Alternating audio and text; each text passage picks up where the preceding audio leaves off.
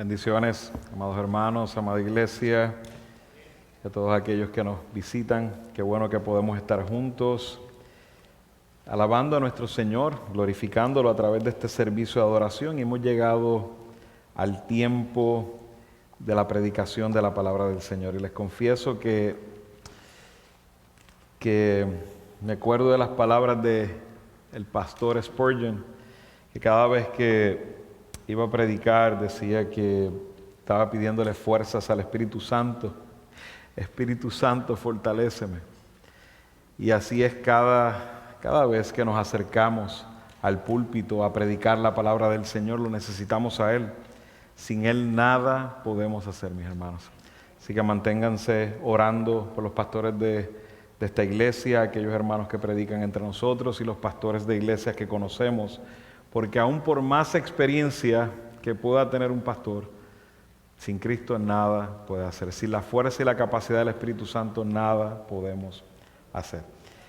Que qué bueno que el Señor me muestra que aunque va creciendo mi experiencia, va creciendo mi temor a Él y mi reconocimiento de cuánto lo necesito. Así que vaya conmigo para este tiempo, vaya conmigo a Filipenses. Vamos a continuar en nuestra serie. Esperemos que este año la podamos terminar, ese es el plan, terminar la carta de Filipenses antes de que termine el año. Vamos por el capítulo 4 y hoy específicamente, a pesar de que es una sección completa, estaremos viendo, ¿verdad? Del 1 al 9, estaremos viendo del 4 al 7. Del 4 al 7, voy a leer desde el versículo 1 para caer en contexto hasta el 7. Dice la palabra del Señor, Filipenses 4, versículo 1 al 7. Dice: así que, hermanos míos, amados y añorados, gozo y corona mía, estén así firmes en el Señor, amados. Ruego a Evodia y a Síntique que vivan en armonía en el Señor.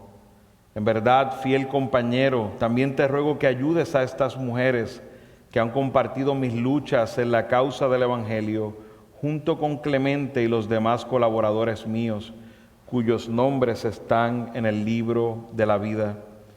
Regocíjense en el Señor siempre. Otra vez lo diré, regocíjense. La bondad de ustedes sea conocida de todos los hombres. El Señor está cerca. Por nada estén afanosos, antes bien en todo, mediante oración y súplica con acción de gracias, sean dadas a conocer sus peticiones delante de Dios, y la paz de Dios, que sobrepasa todo entendimiento, guardará sus corazones y sus mentes en Cristo Jesús. Oramos. Padre amado, nos acercamos en este momento, Señor, a través de la predicación de tu palabra. Reconozco, Señor, que tu palabra es la verdad, que tu palabra es viva y eficaz, que al escuchar de tu palabra todo fue creado, Señor, que tu palabra tiene poder. Al escuchar de tu palabra, por el poder de tu Espíritu fuimos levantados de la muerte espiritual. Y Señor, por tu palabra nos vas santificando cada día. Confrontas nuestro pecado y nos restauras, nos consuelas y nos motivas a hacer tu voluntad cada día, Señor. Señor, es esta palabra la que hemos leído, Padre, y es esta palabra la que anhelo predicar a mis hermanos. Es esta palabra la que rompió mi corazón mientras estudiaba, Señor. Y es esta palabra la que confío en fe por la obra de tu Espíritu, que asimismo confrontará y alentará los corazones de mis hermanos. Te ruego que seas tú, Señor, que me ayudes en mi debilidad. Te lo pedimos en el nombre de Cristo. Amén. Decía el Señor Jesús en Juan 16, 33, estas cosas les he hablado para que en mí tengan paz. En el mundo tienen tribulación, pero confíen, yo he vencido al mundo. Estaban los discípulos en un momento de mucha angustia, pensando que aquel que es la paz en persona, aquel que era el proveedor de todas las cosas, y en este caso de manera material, que suplió todo lo que necesitaban. Aún hasta la suegra de Pedro tuvo bendición de eso, siendo sanada por el Señor. Estando con aquel caminando por aproximadamente 3 años, y ahora estaban a punto de ya no estar con él. Sabemos que solo de manera física, porque sí de manera espiritual.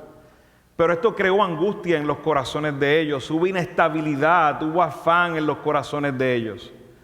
Vemos aún los errores que cometieron, Pedro aún negando al maestro, todos ellos corriendo.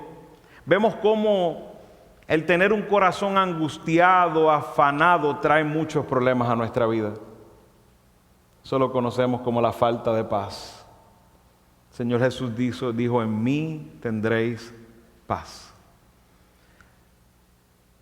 Sabemos que muy adentro en nuestros corazones el ser humano anhela la paz. Esto no es solo para los que estamos en Cristo, sino para el mundo en general. El mundo en general, usted puede hablar con muchas personas y no creo que se encuentre alguien tan déspota que le diga que no le interesa la paz. El ser humano busca la paz interna, el ser humano busca la paz con su familia, el ser humano busca la paz con sus amigos, el ser humano de alguna manera está en una búsqueda de paz en su nación, en su comunidad. El ser humano desea que haya paz mundial muy dentro de sus corazones. Una necesidad que Dios ha puesto en el ser humano. A causa del pecado, ya el ser humano no experimenta paz. Esa paz que en el jardín del Edén, perfecta, se perdió en Génesis 3 cuando el hombre pecó. La paz fue uno de los efectos del pecado. De ahí en adelante el corazón del hombre ha estado en guerra. Ha estado en guerra primeramente con Dios. Ha estado en guerra con sus familias, como vemos a través de la historia de la humanidad. Ha estado en guerra con sus hijos. Ha estado en guerra en su nación contra nación, comunidad contra comunidad. La guerra es la norma del ser humano caído. De hecho, si nosotros vemos en el mundo, se han firmado tantos tratados de paz. Si yo pudiera hacer una lista aquí de todos los tratados de paz que se han hecho en la historia de la humanidad, y usted mira el mundo hoy, y lo menos que hay es paz. Lo menos que hay es paz. Porque la paz, mis hermanos, es un resultado de la justicia de Dios. La paz es un resultado de la justicia de Dios. Sin justicia de Dios no hay paz. Puede haber una aparente paz, pero será una paz temporera, conveniente, plagada por el pecado del hombre. Por eso le digo con toda honestidad, y los que han leído la Escritura y conocen las cosas que van a pasar, saben que este mundo no tendrá paz. La paz solo será experimentada cuando Cristo nuestro Señor regrese por segunda vez y juzgue a las naciones. Ahí habrá paz en todos los aspectos, porque, como he dicho, la paz es el resultado de la justicia. Y nosotros, por más que buscamos la justicia, como decía el Señor Jesús en el Sermón del Monte, bienaventurados aquellos que tienen hambre y sed de justicia. Esos somos nosotros los que hemos creído, porque reconocemos que la justicia de Dios es perfecta. Y sabemos que el único que podría dirigir un mundo con una justicia perfecta es Cristo. Él es el único. O sea que aquellos que aspiramos a la paz, y con esto no estoy diciendo que no oremos por paz, Porque tenemos un mandato: orar por las naciones, orar por los líderes, orar y trabajar activamente para tener comunidades, familias, matrimonios, lugares de trabajo que puedan tener paz. Pero tenemos que entender que hasta que Cristo nos regrese, este mundo no experimentará la paz perfecta que viene de la justicia de Dios. Porque cada uno tendrá su propia justicia y verá las cosas según su propia justicia. Usted se sienta hoy con alguien de Israel y le hablará de lo que él piensa que es la justicia. Y se sienta hoy con otro de Palestina y le explicará lo que él piensa que es la justicia. Por eso nunca tendrán paz. Porque la única manera de tener una paz verdadera es mirando la justicia de Dios. Pero nuestro pecado nos impide. Y esto era un problema que aún en la iglesia estaba siendo sacudida, estaba siendo afectada. La iglesia de los filipenses no estaba experimentando paz. El conflicto que se había suscitado, del que hablamos hace 2 semanas atrás, entre Evodia y Síntique, había puesto mucha angustia dentro de los corazones de los hermanos. Vemos aquí que esto es uno de los propósitos principales, si no el principal, de por qué el apóstol Pablo escribe esta carta a los filipenses. La iglesia se estaba entregando al afán y a la angustia, había ánimo de división por estas 2 mujeres nobles que están escritas, eran mujeres creyentes que estaban escritas en el libro de la vida. Probablemente, como había dicho anteriormente, fundadoras de la iglesia en los filipenses, y hermanas amadas dentro de la congregación. Pero sus posturas, sus decisiones, sus acciones habían hecho que hubiera un conflicto que empezó a afectar la paz dentro de la iglesia en los filipenses. Y así nos pasa, amados hermanos, aún nosotros que hemos conocido a Jesucristo, que es la paz, aún nuestros corazones que estaban en guerra contra Dios y salvíficamente fuimos reconciliados con el Señor y recibimos la paz de Dios. En ese aspecto no tenemos guerra con Dios, somos hijos de Dios. Y por el Espíritu Santo nos sostiene viviendo para su gloria. Y estaremos con Él para siempre de seguro. Porque esa guerra fue librada por la justicia perfecta de Cristo. Cristo, como dice en 2 Corintios 5:21, al que no conoció pecado, lo hizo pecado para que fuésemos justos. Esa justicia fuera presentada al Padre por nosotros. Porque si veníamos con nuestra propia justicia, decían en mi pueblo, fritos. Esa justicia perfecta de Cristo nos dio paz con Dios, espiritualmente hablando. Pero todavía en nuestro cuerpo, por causa del pecado y porque tenemos una naturaleza pecaminosa, aún nuestro cuerpo no ha sido redimido. Nuestra vida, nuestra alma fue redimida, pero tenemos una lucha con un cuerpo que nos apunta al pecado. Hay una guerra internamente en nosotros.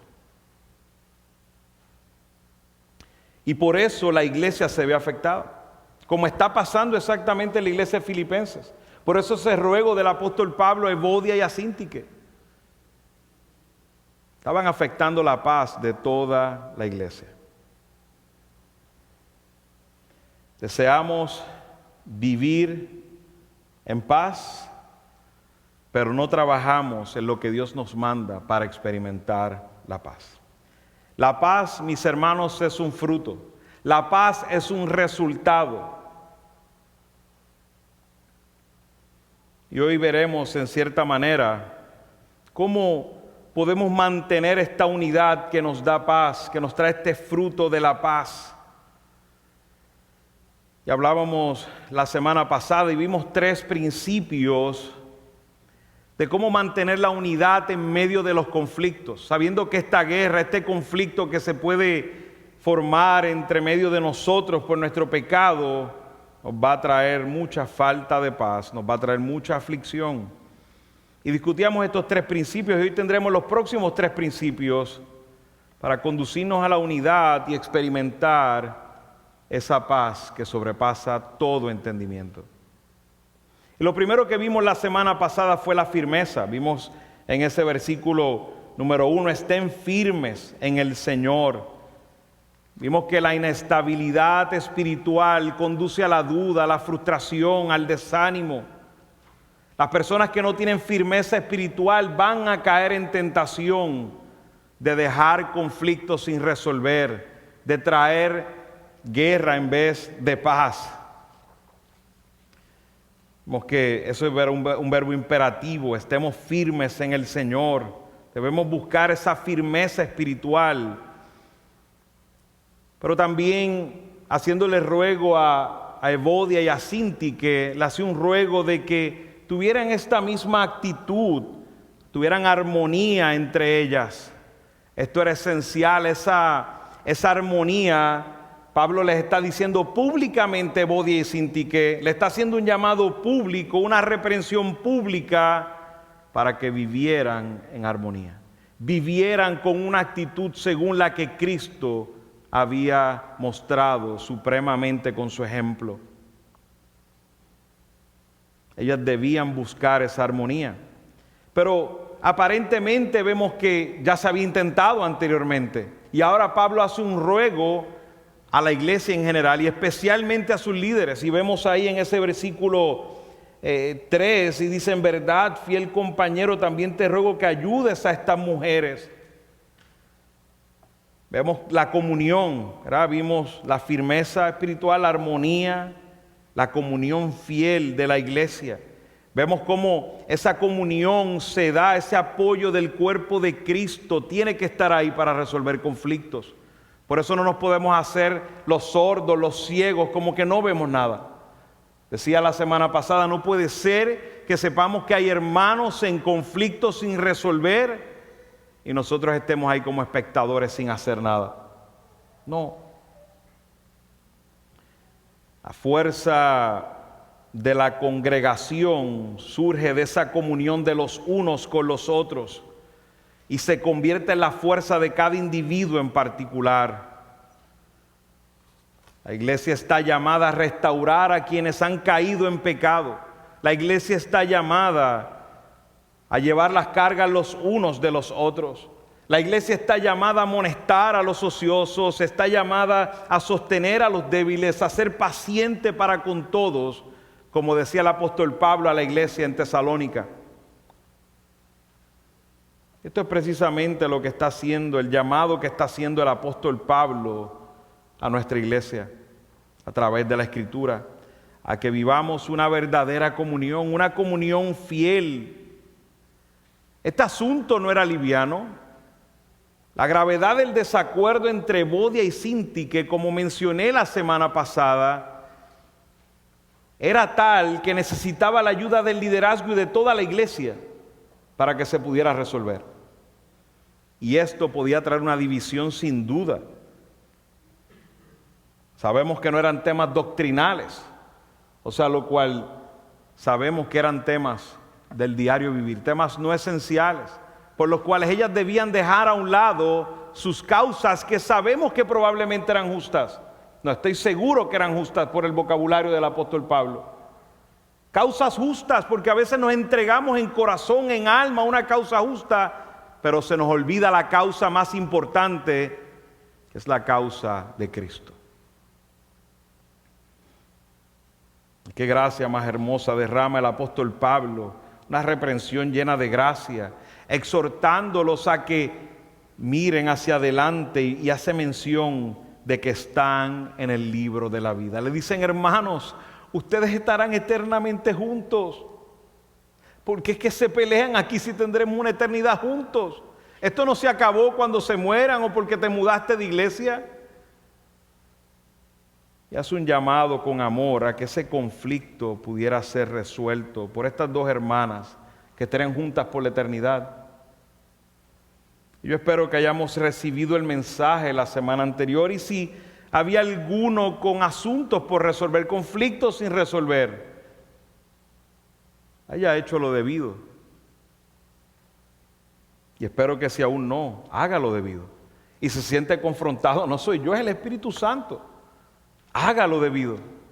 El Señor lo ayudará. Y si necesita hermanos para ayudar, el Señor ayudará. Sea cuidadoso con el chisme definitivamente. Y hoy nos encontramos en el versículo 4 y el apóstol Pablo, en medio de esta reprensión pública, me encanta la gracia del apóstol Pablo, en medio de esta reprensión pública que le habla a estas hermanas de que estarán juntas por la eternidad, que hay que resolver este problema, y les dice: regocíjense. Ya con la vergüenza de haber escuchado sus nombres públicamente. Eso es como cuando mi papá me pegaba y me decía: y no llores. Empezaba a llorar más. Así probablemente se sintió. Y si lloras te voy a pegar más, y siempre me llevaba el fuerte. Bueno, yo que lloro natural sin que me peguen. Regocijaos en el Señor siempre. Otra vez lo diré, regocijaos. Vuestra bondad sea conocida de todos los hombres. Así que vemos que es necesario para mantener la unidad, la cual nos va a llevar a la paz como iglesia, y aún a cada uno de nosotros internamente, nuestra relación con el Señor y con los que nos rodean, es esencial el gozo. Hemos visto firmeza, hemos visto armonía, hemos visto comunión fiel y hoy el gozo. Este versículo nos trae el tema principal de la carta a los filipenses, el cual es una unión gozosa. Que los creyentes deben regocijarse en el Señor siempre. El gozo, mis amados, es un elemento esencial en la vida del cristiano, pero también en la vida de la iglesia. Sin gozo no hay unidad. Sin gozo no vamos a experimentar paz. Esta expresión regocijaos es un verbo presente, es un verbo activo. Lo que significa esto es que es un verbo constante, no nos está haciendo un llamado a regocijarnos en este momento solamente. No es que debimos haber estado regocijados, tenemos que estar regocijados y debemos estar regocijados en el futuro. Y es un imperativo, lo cual no es una sugerencia. Es un imperativo de parte de Dios. Y además de eso, es en segunda persona plural, lo que nos dice que es para todos. Si está hablando en el contexto de iglesia, no le está diciendo solo a Evodia y a Sintique, le está diciendo a todos en la iglesia, como nos está diciendo a todos hoy: regocíjense en el Señor siempre. Otra vez diré, regocíjense. El gozo para el cristiano no es una sugerencia para que vivan mejor. Es un mandato, como he dicho, de parte de Dios. Y esto no es por un periodo de tiempo determinado, sino que siempre debemos regocijarnos en el Señor. Este adverbio nos habla de todo el tiempo. No hay pausa. Regocijaos en el Señor siempre. O sea que si hay momentos en nuestras vidas en los que no estamos regocijándonos con el Señor, ciertamente estamos en pecado. La vida del creyente es una vida de un gozo continuo en todo momento. Y no es liviano el imperativo, porque no lo repite una sola, no lo dice una vez, sino que lo dice 2 veces. Usted sabe que el hecho de que el apóstol lo haya recibido una vez más, lo haya repetido una vez más, es el hecho de que estaba pidiendo algo que sabe que no es fácil. y que puede traer dudas a sus hermanos. Y lo repite nuevamente para que no haya duda de lo que es ese imperativo, de lo que debemos hacer y reconociendo que va a ser una acción difícil. A veces a mí me pasa cuando asigno algo y explico lo que necesito y normalmente pregunto, ¿entendiste? Sí, entendí. Y vuelvo y repito, ¿entendiste? Es que reconozco que lo que te estoy diciendo es difícil. Y me estuvo un poco raro de que con una sola vez lo hayas entendido. Así es lo que está haciendo el apóstol Pablo con nosotros. Te lo repito otra vez. Sí, te lo dije claramente. Como dirían los niños, ¿cómo es con las letras? R, E, S. Regocíjate.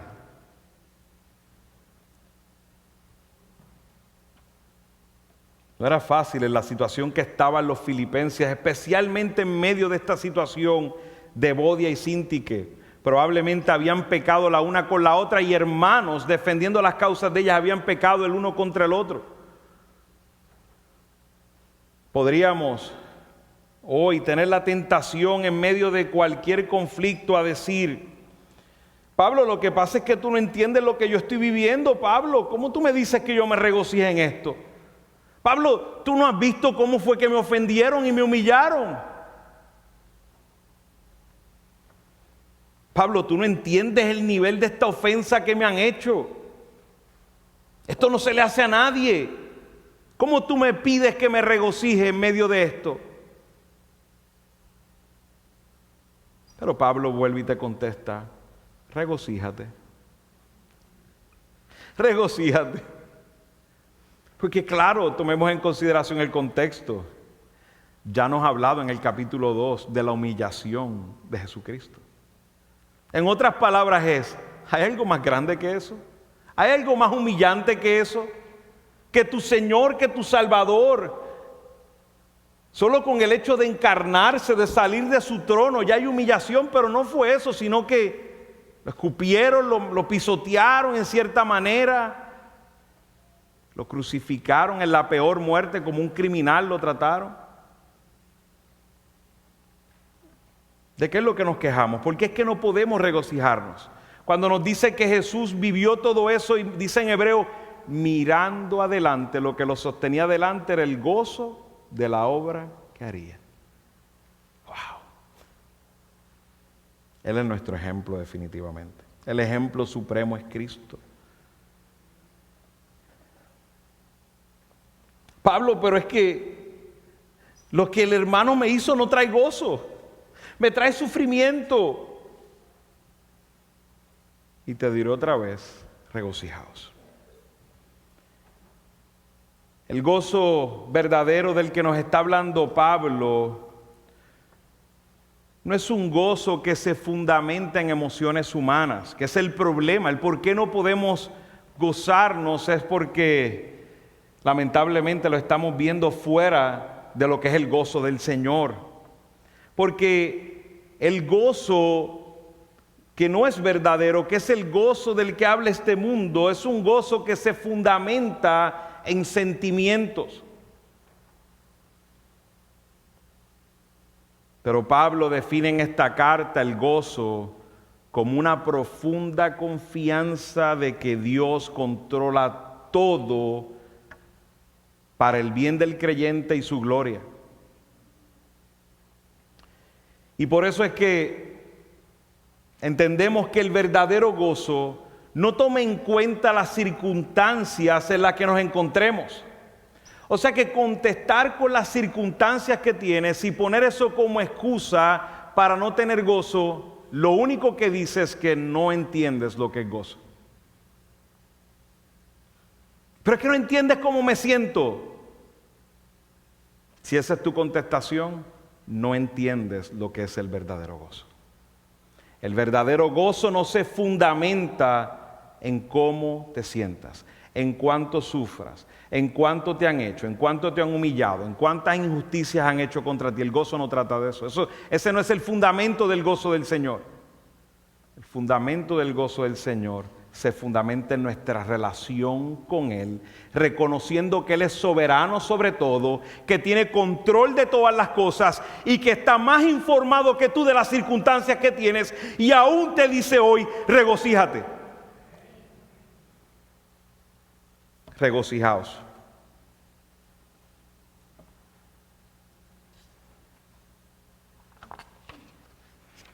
Que le estaba diciendo a los filipenses que se regocijaran. Estaba encadenado a un soldado romano todo el día. Estaba preso, a punto de enfrentar la muerte. Ese es el que le está diciendo: regocíjate.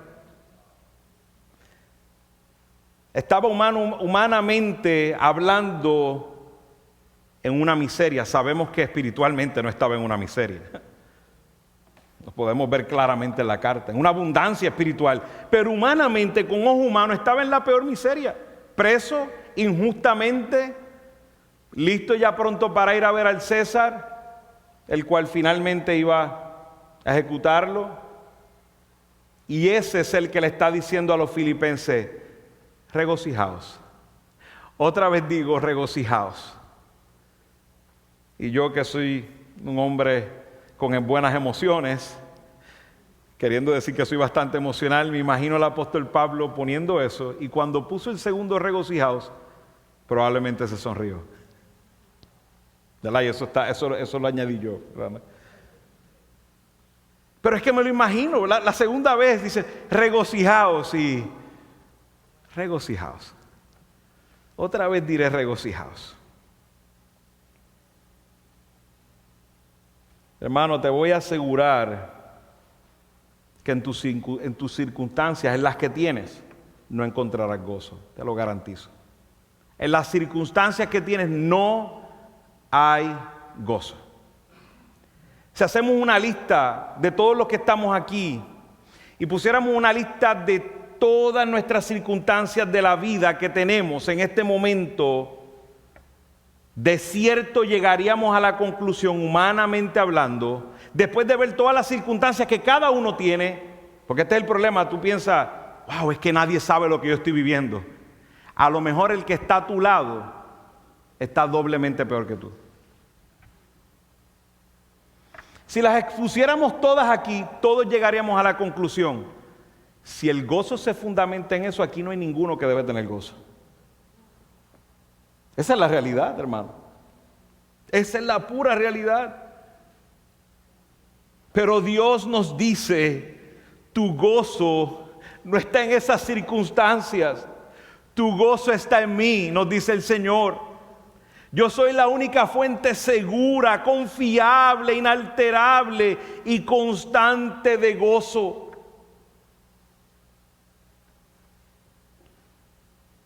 Por eso es que Pablo nos manda a regocijarnos e insiste en que nos regocijemos. Pero no lo deja solo, dice que nos regocijemos en Él, porque Él es la fuente del gozo. Lo que nos dice que nos regocijemos en el Señor, nos está diciendo, hermano, que nuestro gozo es alimentado con la manera en que pensamos acerca de Dios. Nuestro gozo es alimentado con la manera en que pensamos acerca de Dios. Las personas que normalmente han tenido la oportunidad de conocer a sus padres ya siendo adultos, aquellos que no se criaron con sus padres y nunca lo han conocido, a lo mejor habrá algún hermano conocido aquí que ha vivido eso. Y usted le puede preguntar, ¿verdad? Y usted ve que en cierta manera van, se abrazan y lloran juntos y todo eso. Pero en cierta manera, en la manera que se tratan, y lo he dicho porque he visto algunos programas cuando estos reencuentros, hay unas distancias. ¿Y por qué usted ve esas distancias? Es porque hay desconfianza. Es su padre o su madre, pero no lo conoce. Al no conocerlo, el ser humano, ¿qué hace? Hay desconfianza. Sé que es mi Padre, pero yo no lo conozco. A.W. Tozer, en su obra clásica sobre los atributos de Dios, que se titula El conocimiento del Dios Santo, dice que lo que viene a nuestra mente cuando pensamos en Dios es lo más importante acerca de nosotros mismos. Dice más adelante, la adoración es pura o vil, según el adorador abrigue pensamientos sublimes o bajos acerca de Dios. Una de las razones por las cuales no podemos gozarnos, amados, es porque no conocemos a Dios. Nos falta conocer más a Dios. Y creamos esas distancias en algunos temas en particular porque no hemos conocido más a Dios. Por esto es que dice el pastor MacArthur, y me encanta esta cita, el tema más crucial para la iglesia es siempre Dios mismo. Y lo más admirable acerca de cualquier hombre no es lo que pueda decir o hacer en determinado momento, sino lo que en el fondo de su corazón piensa acerca de Dios. En cómo vive nuestra iglesia va a revelar nuestro testimonio de cuánto conocemos acerca de Dios. En cómo vives, amado hermano, solo revela tu testimonio personal de cuánto conoces a Dios. Me puedes decir, Dios es soberano, intelectualmente sabes que es soberano, pero si ante una situación difícil de la vida empiezas a cuestionarte sin pausa, ¿por qué Dios? ¿Y por qué Dios? ¿Y por qué Dios? ¿Y por qué permitiste esto, Dios? ¿Y por qué esto? ¿Y por qué a mí? ¿Realmente entendiste que Dios es soberano?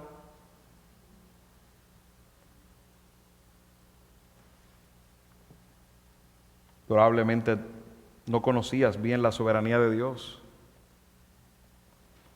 Yo siempre comento y digo que todos los humanos viven según su teología.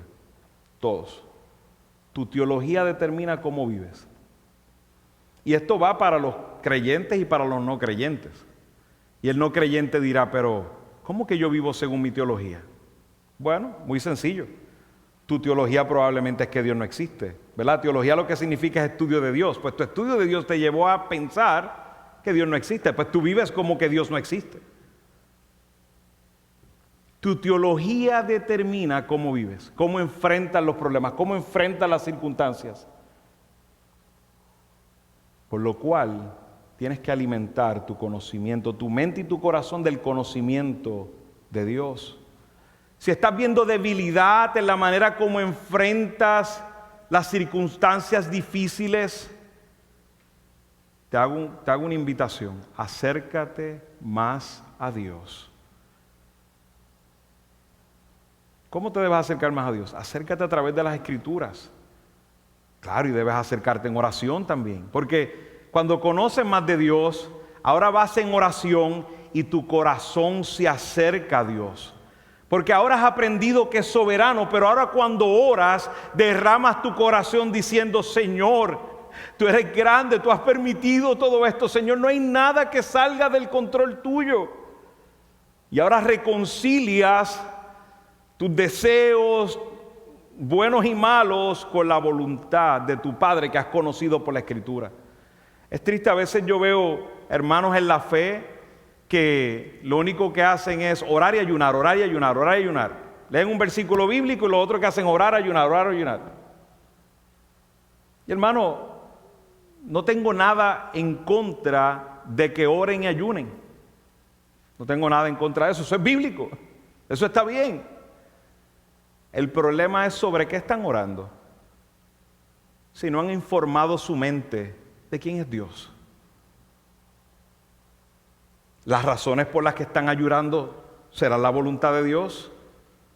Porque si no has alimentado tu intelecto con quién es Dios, entonces probablemente las otras acciones son acciones vacías. Hermanos, tenemos que conocer más a Dios. Honestamente, cuando piensas en Dios, ¿qué viene a tu mente? El conocimiento de Dios es la clave del gozo. Aquellos que conocen el carácter de Dios, sus mandatos y sus promesas, se van a poder regocijar sin problema en cualquier sea la circunstancia. Pero quienes lo conocen poco, su gozo será afectado constantemente cuando la vida le traiga circunstancias difíciles. Por eso el creyente, en medio de la dificultad, del sufrimiento, puede regocijarse. Por eso era que Pablo estaba llamándonos a regocijarnos cuando estaba aún él sufriendo. Es una pregunta que debes hacerte: cuando estoy en sufrimiento, ¿me mantengo en gozo? ¿O estoy viendo que cada vez que vienen dificultades y circunstancias difíciles me entrego a la depresión, me entrego al disgusto, a las quejas, a la insatisfacción, a la frustración? ¿Qué sucede cuando vienen circunstancias difíciles? ¿Qué sucede cuando algo que pasa no era lo que esperabas y no era lo que querías? ¿Cómo reaccionamos ante eso? ¿Nos mantenemos en gozo? Si no te mantienes en gozo, hermano, tengo buenas noticias. Y tengo un imperativo para ti: regocíjate. Empieza a conocer más a Dios. Necesitas conocerlo más. No detengas de conocerlo. No terminaremos. Hermano, ¿de qué trata la vida eterna? Dice en Juan 17:3 de que conozcamos al único Dios verdadero y a su Hijo Jesucristo, a quien hemos enviado. Que sigamos, ¿qué? Conociendo. Entonces trata la vida eterna. Conoceremos más a Dios en la eternidad. En este lado de la eternidad lo conocemos en relación con el pecado, porque estamos en cuerpos de pecado. Y después lo conoceremos sin relación al pecado. Y interesante que Pedro y Juan, luego de ser azotados injustamente, y vemos aquí lo que hace un hombre ahora habiendo conocido y confiado en el carácter de Dios. Pedro fue el que negó al Señor. Vio toda la escena de la crucifixión y negó al Señor Jesucristo. Pero este es el mismo Pedro que luego de haber enfrentado en realidad la resurrección de Cristo y con el Espíritu en él, morando en él, ahora es este mismo Pedro el que junto con Juan, cuando fueron azotados por los sacerdotes, dijeron en Hechos 5:41 que estaban gozosos de haber sido tenidos por dignos de padecer afrenta por causa del nombre de Jesús.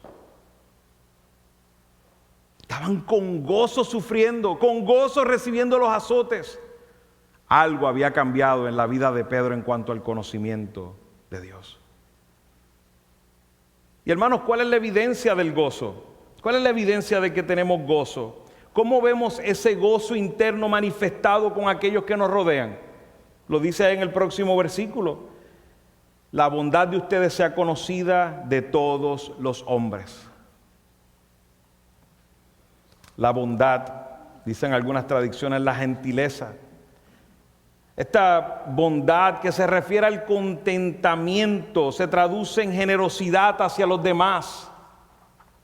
Honestamente, si vives una vida en gozo, tu vida es una vida bondadosa para aquellos que te rodean.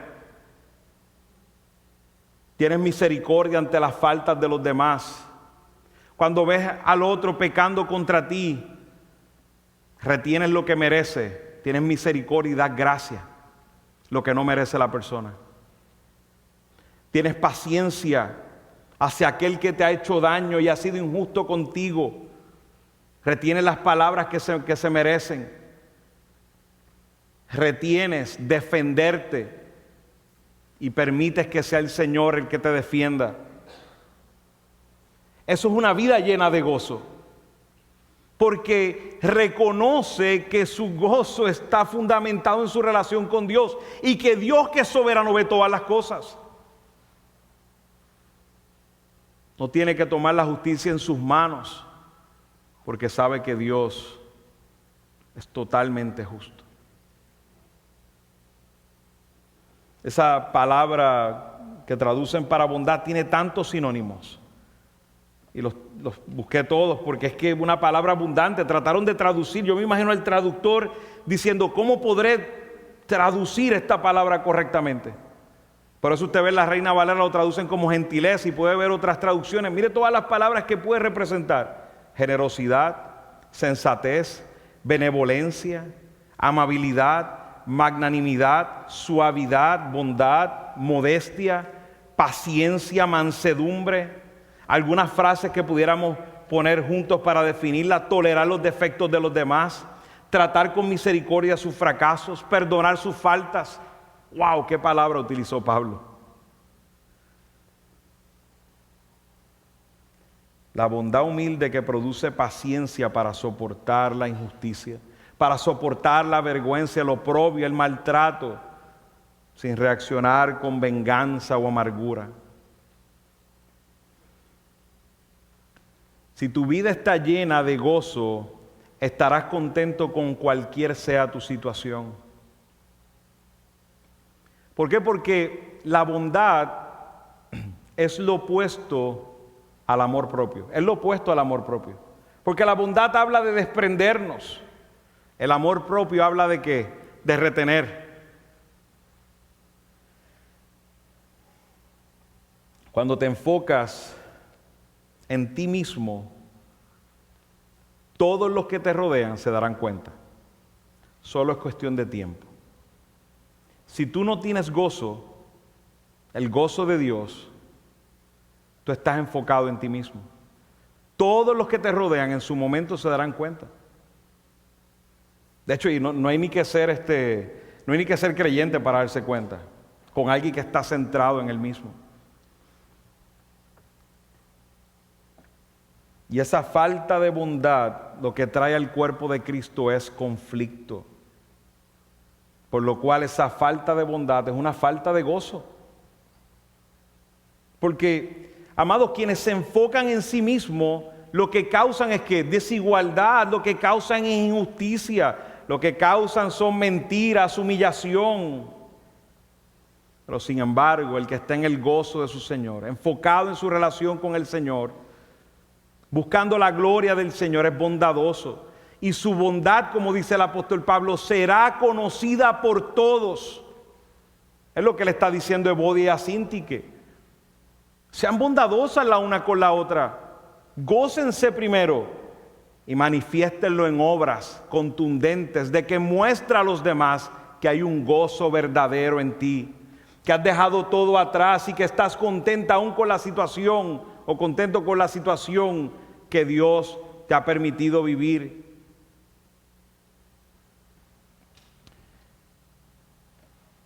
¿Cómo te ven las personas a tu alrededor? Tu familia cercana, tu familia de la fe. ¿Cómo te ven? ¿Te ven como una persona que está centrada en sí mismo? ¿Verdad? Y enfocada en sí mismo. ¿Te reconocen por lo bondadoso que eres?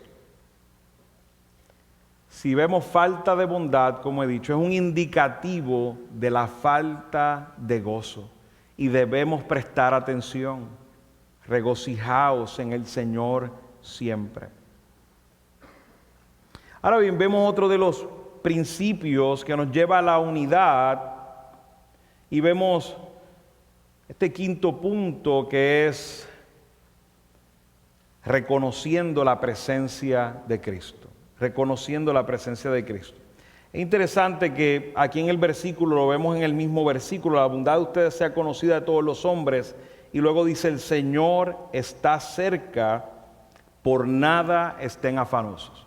Claro, el hecho de que hay una división en el versículo que no están en los manuscritos originales, esas divisiones las tenemos de manera práctica, pero yo pienso que esa división nos limita a poder entender bien el texto. Esa transición de texto no debe existir, debe estar eso junto, diciendo el Señor está cerca, por nada estés afanoso. ¿Vieron cómo si paramos acá y no vamos a la otra, podríamos no entender correctamente? el Señor está cerca, por nada estés afanoso. Esa palabra precisamente, cerca, puede usarse en una dimensión de espacio o del tiempo. Algunos toman esta palabra como referencia al regreso de Cristo o de la muerte de los creyentes cuando van a la presencia del Señor. Y aunque sabemos que esto estaba siempre en la mente del apóstol Pablo, porque sabemos que siempre estaba esperando el regreso inminente de Cristo, pero aquí Pablo, comparando cómo utiliza esta palabra en otras cartas, podemos llegar a la conclusión que aquí Pablo se está centrando en la cercanía del Señor en sentido de su presencia. En sentido de su presencia. Y lo que esto implica es reverencia a Cristo. Hay un asunto aquí que está haciendo un llamado a la disciplina pública. Hay un asunto en la iglesia entre Body y Sinti que es un caso que ya salió a nivel público. Y me gustaría que usted mire en Mateo 18, versículos 19 y 20, que nos habla de qué debemos hacer en casos de disciplina. Y nos fijemos en algo muy importante, porque podríamos mirarlo, el Señor está cerca, a lo mejor pensando en la venida futura de Cristo, pero entiendo que Pablo estaba hablando del Señor en cuanto a su presencia en medio de su pueblo. Y mire lo que dice Mateo 18, 19 al 20, dice: además les digo que si dos de ustedes se ponen de acuerdo sobre cualquier cosa que pidan aquí en la tierra, les será hecho por mi Padre que está en los cielos. Porque donde están dos o tres reunidos en mi nombre, allí estoy yo en medio de ellos. Vemos cómo el apóstol Pablo le está diciendo a Evodia y a Sinti que regocíjense, tengan armonía, tengan el gozo del Señor, muéstrenle la bondad a todos. Él está diciendo: el Señor está entre ustedes. El Señor está entre ustedes. No sé si eso te da temor, Evodia y Sinti, que no sé si eso te causa un sentido de pavor. El Señor está en medio de ustedes. Iglesia Comunidad de Gracia, el Señor está en medio de nosotros. Y no pensemos que en medio de los conflictos, en medio de las reuniones donde atendemos situaciones difíciles en cuanto a la membresía, que el Señor ya no está ahí. El Señor está en medio de nosotros. Y triste sería que con el Señor en medio de nosotros seamos hipócritas.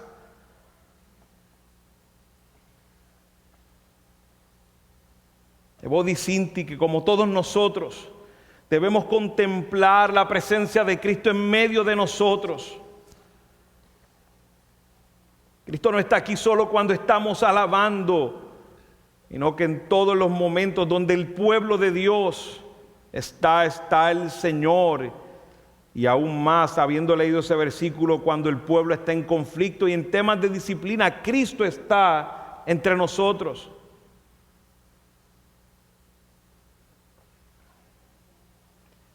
Sabemos que el Señor Jesucristo prometió que estaría con nosotros todos los días. Le dijo a sus discípulos: recuerden, yo estoy con ustedes todos los días hasta el fin del mundo. El Espíritu Santo está en nosotros, Cristo está en nosotros. No tomemos esto liviano, el Señor está cerca. ¿Cómo podemos vivir en conflictos sin resolver, viviendo sin gozo, en contiendas, en chisme, en hipocresía delante de nuestro Señor? Pero también Pablo utiliza esta expresión, el Señor está cerca, como una transición para decirnos que porque Jesús está cerca es la razón por la que debemos alejarnos del afán. Lo cual esto nos debe dar confianza en nuestra relación con el Señor, porque Él no solo está cerca para ese temor reverencial de nosotros resolver los conflictos y demás, también está cerca porque escucha el clamor de nuestros corazones y nos fortalece. No debemos desmayar, sino que debemos permanecer fuertes en firmeza espiritual, porque el Señor está con nosotros. Me venían a mi mente las palabras que le dijo a Josué: sé fuerte y valiente, porque tú darás a este pueblo posesión de la tierra que juré a tus padres que les daría. Solamente sé fuerte y muy valiente. Cuídate de cumplir toda la ley que Moisés, mi siervo, te mandó. No te desvíes de derecha ni a la derecha ni a la izquierda, para que tengas éxito donde quiera que vayas. Pero no olvidemos las palabras que le había dicho antes: nadie te podrá hacer frente en todos los días de tu vida. Así como estuve con Moisés, estaré contigo. No te dejaré ni te abandonaré. La fortaleza y la firmeza espiritual de Josué no venía en sus fuerzas, hermanos. Venía porque reconocía la presencia de Cristo en su vida. Y una iglesia que reconoce que el Señor está cerca, pone las circunstancias a un lado, pone las cosas no esenciales a un lado y se reconcilia y tiene gozo. El Señor que está cerca es el Dios vivo, soberano, todopoderoso, omnipotente, aquel que es fiel. Debido a la presencia de Dios en nuestra vida, ya no queda espacio para el afán. No queda espacio para el afán, hermanos, porque nada escapa al control soberano de Dios. Si una iglesia tiene una opinión errada de Dios, una iglesia no viene a las Escrituras, la iglesia tendrá muchos problemas por el afán entre sus miembros. Yo me acuerdo que una amistad que teníamos, mi esposa y yo, le habían enseñado en su iglesia que cuando dabas el diezmo, todo en tu vida iba a estar bien. Eso fue lo que le enseñaron. Y ella llegó a la conclusión que todo lo que le estaba pasando en su vida en ese tiempo, todos los problemas que tenía en ese tiempo, era porque había dejado de diezmar. Lo peor que puede hacer un creyente es atribuir su bienestar a sus obras. Esto te va a traer mucho afán, porque somos pecadores, y te voy a dar noticias: vas a fallar. Tenemos que cada uno de los que hemos sido salvados por Dios meditar en que el Señor está cerca, no importando qué. Porque el Señor nos prometió que estaría con nosotros siempre, que su favor ya ha sido ganado en la cruz del Calvario, que la victoria ya está en Cristo y por tanto somos más que vencedores, somos victoriosos en Él. Más allá de nuestro pecado, vivo en su presencia. El Señor, amado, está informado mejor que nosotros de todas las pruebas por las que paso. Y bienestar está en su presencia en mi vida, y no es lo que yo pueda hacer en mis fuerzas. Lo que yo pueda hacer es solo la evidencia de su presencia en mi vida. No puedes tener dos señores reinando en tu vida. Ningún siervo, como dijo Jesús, puede servir a dos señores. O te dirige el afán o te dirige Cristo, pero no hay espacio para los dos. El Señor está involucrado, mi hermano, en todo en nuestras vidas, en lo material, en lo espiritual, en todo, hermano. No hay tal cosa como una dicotomía, no, toda mi vida está centrada en Cristo, porque su presencia está en nosotros. Pablo, aún hablando de lo material, dice: mi Dios pues suplirá todo lo que os falta conforme a sus riquezas en gloria en Cristo Jesús. Pablo estaba gozoso, contento, porque sabía que su Dios supliría todo lo que él necesitaba. Como nos dijo Jesús en el Sermón del Monte: por nada estéis afanosos, no se afanen por qué van a beber, por qué van a comer, hermanos, por dónde vamos a vivir. No, hermanos, porque el Señor Jesús nos ha dicho que si ha alimentado a las aves, ha vestido a las flores, ¿cómo no a nosotros? Busquemos primeramente el reino de Dios y su justicia, y todas esas cosas serán añadidas. Podemos confiar en el Señor, que nos dará todo lo que necesitamos, porque Él está cerca. La iglesia ha abandonado la presencia de Cristo en medio de nosotros. El afán es un enemigo para el creyente y para la iglesia de Cristo. La mayoría de los conflictos que tenemos en nosotros vienen por problemas del afán. Debemos reconocer, mis amados, la presencia de Cristo en nuestras vidas, lo cual nos lleva al punto final, la gratitud.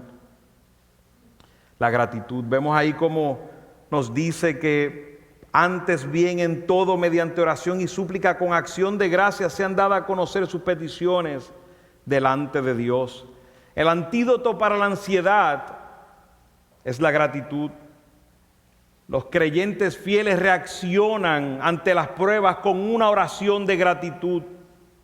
Esa oración de gratitud es el antídoto contra la preocupación y el remedio para el afán.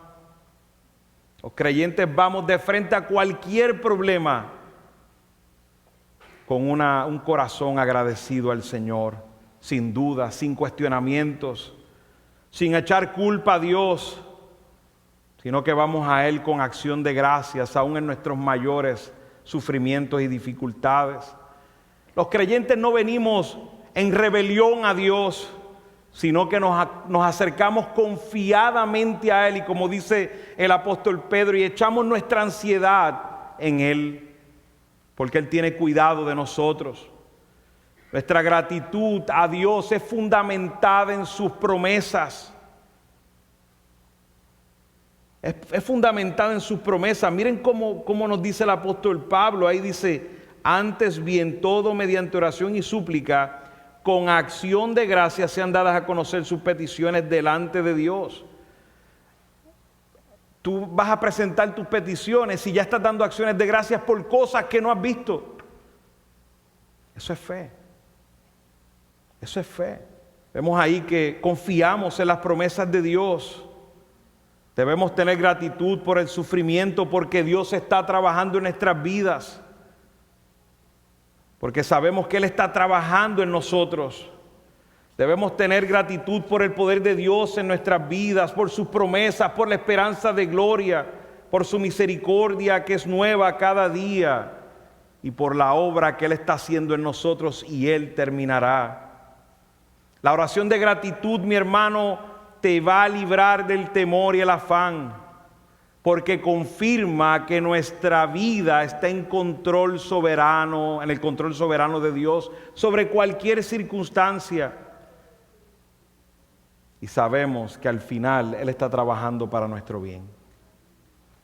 ¿Cuál es el resultado, mis hermanos, de regocijarse, de reconocer la presencia del Señor en nuestras vidas y de orar con acción de gracias? Es paz. Ese es el resultado. Esta paz que es una confianza en su sabiduría, poder que trae paz en medio de la tormenta. Isaías escribió en Isaías 26:3, tú guardarás en completa paz aquel cuyo pensamiento en ti persevera, porque en ti ha confiado. Esa paz sobrenatural sobrepasa todo entendimiento, trasciende la capacidad intelectual, el análisis, el pensamiento y el entendimiento humano. Es superior a cualquier solución humana, pues su fuente es Dios. El verdadero reto de la vida cristiana, amados, no es eliminar las pruebas o la tribulación. De hecho, lo garantizado es la prueba y la tribulación. Jesús dijo, como ley, tendréis aflicción. Tendréis aflicción.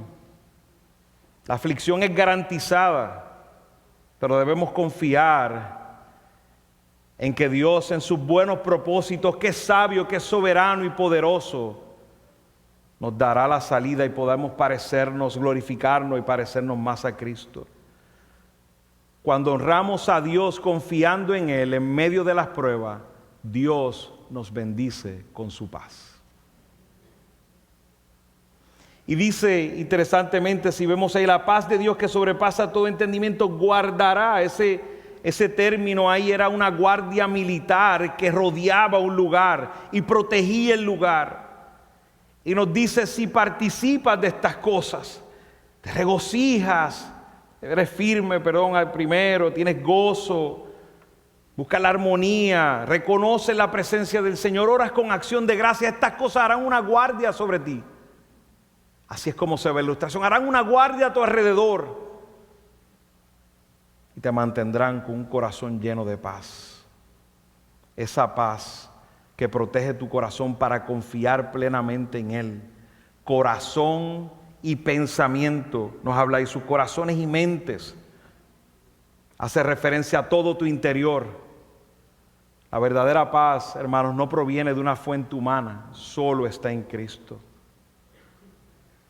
Con lo cual concluyo, amigos, si estás aquí que no conoces a Cristo, que no has experimentado paz, que estás en guerra en tu corazón, si Dios te ha permitido escuchar este sermón, una vida sin Cristo es una vida en guerra.